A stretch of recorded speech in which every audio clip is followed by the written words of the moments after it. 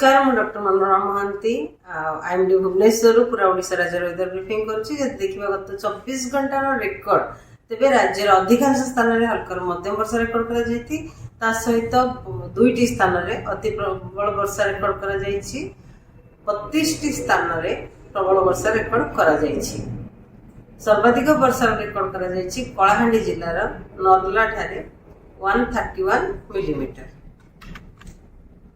आज पर्यंत पूरा मौसमी वर्षा 1 जून रु लेकिन 7 अगस्त पर्यंत टोटल वर्षा राज्य पूरा राज्य में 814.0 मिलीमीटर जोटा कि नॉर्मल वैल्यू अधिक रही जहाँफल वर्तमान डिपार्चर जब देखा तेरे 26% वर्षा अधिका आज पर्यंत।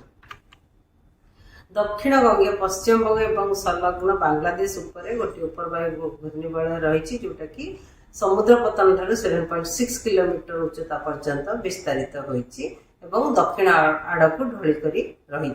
यार प्रभाव में आसंता 24 घंटा मध्य गांगेय पश्चिम बंग और संलग्न उत्तर पश्चिम बंगोपसागर उपकूलवर्ती अंचल में गोटे लघुचाप क्षेत्र सृष्टि होगार संभावना रही एवं झारखंड एवं पाखापाखी एरिया रे गोटे उपरवायु सर्कुलेशन रही जोटा कि समुद्र पतन ठारू 1.5 किलोमीटर उच्चता रही जहाँफल आगामी 2 दिन पर्यंत ओडिशा रे अधिकांश स्थान में हल्का मध्यम वर्षा सहित प्रबल अति प्रबल वर्षा होबार संभावना रही।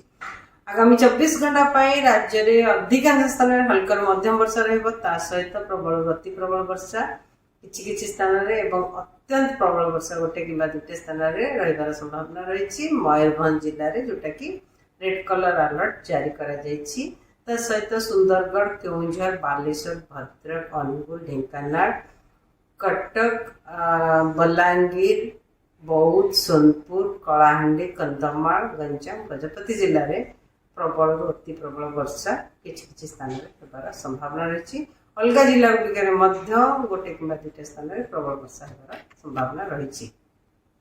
8 तारिख में राज्य अधिकांश स्थान में हल्का मध्यम वर्षा सहित प्रबल अति प्रबल वर्षा गोटे कि 2टे स्थान में होबार संभावना रही जमीक मयूरभंज केउंझर सुंदरगढ़ संबलपुर झारसुगुड़ा और बरगढ़ जिले में सहित प्रबल वर्षा बालेश्वर भद्रक केन्द्रापड़ा ढेंकानाल अनुगुल जाजपुर देवगढ़ सोनपुर बौद्ध बरगढ़ और नुआपड़ा जिले में गोटे कि 2टा स्थान में प्रबल वर्षा होबार संभावना रही।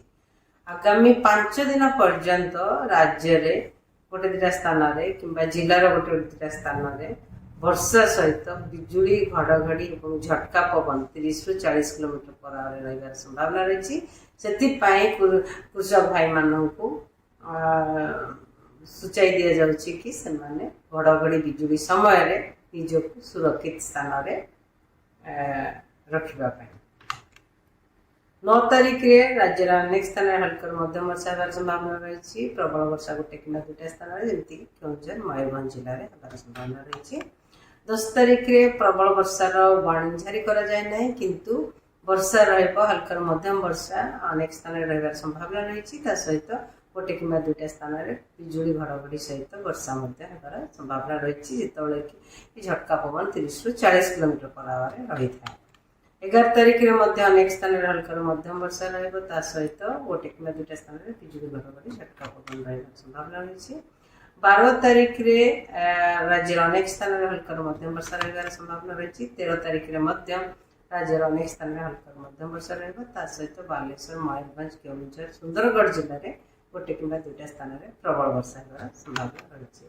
आगामी 2 दिन पर्यंत मत्स्यजीवी मानक वार्निंग जारी करा जायछि। मत्स्यजीवी मानक आम ओडिशा उपकूल दे समुद्र भीतर को जीवाको बारण करा जायछि आगामी 2 दिन कारण समुद्र अशांत समुद्र वर्षा सहित पवन पवन बेग 40 ରୁ 50 किलोमीटर पर आवर झटका पवन बेग 60 किलोमीटर पर आवर आगामी 24 घंटा आगामी 48 घंटा कि आगामी 2 दिन 7 तारिख 8 तारिख।